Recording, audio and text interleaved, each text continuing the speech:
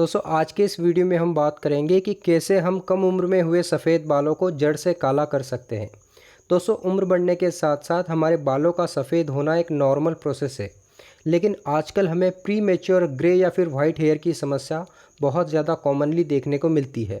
आजकल छोटे छोटे बच्चों के बाल सफ़ेद होने लग रहे हैं, तो इस प्रॉब्लम को हम नेचुरली और साइंटिफिकली कैसे ठीक करें। तो सबसे पहले हम बात करते हैं कि बालों के सफ़ेद होने का क्या कारण होता है, क्यों और कैसे हमारे बाल सफ़ेद होते हैं। दोस्तों बालों में जो ब्लैक कलर का पिगमेंट होता है जिससे हमारे बाल सफ़ेद होते हैं उसे मेलानिन पिगमेंट कहा जाता है। और बालों के काला होने की इस प्रोसेस में एक एंजाइम की आवश्यकता होती है और वो एंजाइम एक ट्रेस मिनरल्स कॉपर पर डिपेंडेंट होता है। अगर आपके शरीर में कॉपर की कमी होती है तो चांसेस बहुत ज़्यादा होते हैं कि आपके बाल सफ़ेद होते चले जाए। लेकिन आजकल ही हमारे शरीर में कॉपर की कमी होने का क्या कारण है? क्या इससे पहले बॉडी में कॉपर की कमी नहीं होती थी? तो आंसर है नहीं। इससे पहले कॉपर की कमी इतनी नहीं होती थी जितनी आज होती है। आज कॉपर की कमी ज़्यादा होने का कारण है स्ट्रेस यानी तनाव, टेंशन। दोस्तों ज़्यादा स्ट्रेस की वजह से हमारी बॉडी में कॉर्टिसोल हार्मोन रिलीज़ होता है और कॉर्टिसोल ज़्यादा होने से शरीर में कॉपर की कमी आती है, क्योंकि कॉर्टिसोल हार्मोन को बनाने के लिए कॉपर की आवश्यकता होती है। इसका मतलब जितना ज़्यादा आप तनाव में रहोगे, टेंशन में रहोगे, उतना ही हमारी बॉडी में कॉपर का यूज़ होगा कॉर्टिसोल हार्मोन को बनाने के लिए और बॉडी में कॉपर की कमी आती जाएगी। यानी stress is equal to more demand of copper is equal to more loss of copper. तो जब हमारे शरीर में कॉपर की कमी आती है और कॉपर की कमी आने से टायरोसिनेस एंजाइम कम बनता है और टायरोसिनेस एंजाइम जब कम बनता है तो मेलानिन का प्रोडक्शन भी कम होता है और मेलानिन का प्रोडक्शन कम होने से आपके बाल सफ़ेद होने लगते हैं, क्योंकि मेलानिन पिगमेंट ही आपके बालों को काला कलर देता है। इसलिए जब कोई व्यक्ति ज़्यादा स्ट्रेस यानी तनाव में होता है तो सफ़ेद बाल होने की प्रॉब्लम आम तौर पर देखने को मिलती है। तो सबसे पहले आपको अपने स्ट्रेस को कम रखना है। इसके लिए आप कोशिश करें इंटरनेट की दुनिया से दूर रहने की।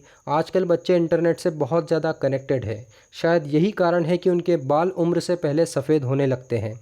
इसके अलावा आप योगा करें, प्राणायाम करें, ब्रीदिंग एक्सरसाइज करें, मॉर्निंग वॉक करें, ओवर थिंकिंग से बचें, ज़्यादा न्यूज़ चैनल ना देखें because most of the news are negative. अच्छी नींद लें। अच्छी नींद कैसे लें इस पर मैंने ऑलरेडी वीडियो बना रखा है, सो आप उसको जाकर देख सकते हैं। इसके अलावा आप कॉपर रिच फूड को ज़्यादा सेवन करें। बादाम, हरी पत्तेदार सब्जियां, मशरूम और सी फूड्स, इनका भरपूर सेवन करें।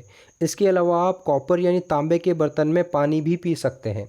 रात में तांबे के बर्तन में पानी भर के रख दें और सुबह उस पानी को पी लें। इससे भी कॉपर की कमी को पूरा किया जा सकता है। इसके अलावा जिंक, दोस्तों जिंक भी मेलानिन के प्रोडक्शन में मदद करता है। जिंक भी आपको हरी पत्तेदार सब्जियां, सी फूड्स और मशरूम में मिलेगा। इसके अलावा हम एज की बात करें तो उम्र बढ़ने के साथ साथ जब नेचुरली आपके बाल सफ़ेद होने लगते हैं तो इसका क्या कारण होता है?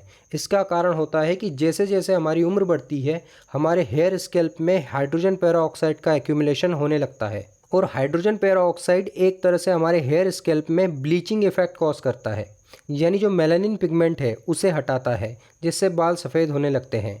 तो हाइड्रोजन पेरोक्साइड के एक्यूमुलेशन को कैसे हटाया जाए ताकि नेचुरली भी आपके बालों के सफ़ेद होने की प्रोसेस को रोका जाए या फिर स्लो कर दिया जाए?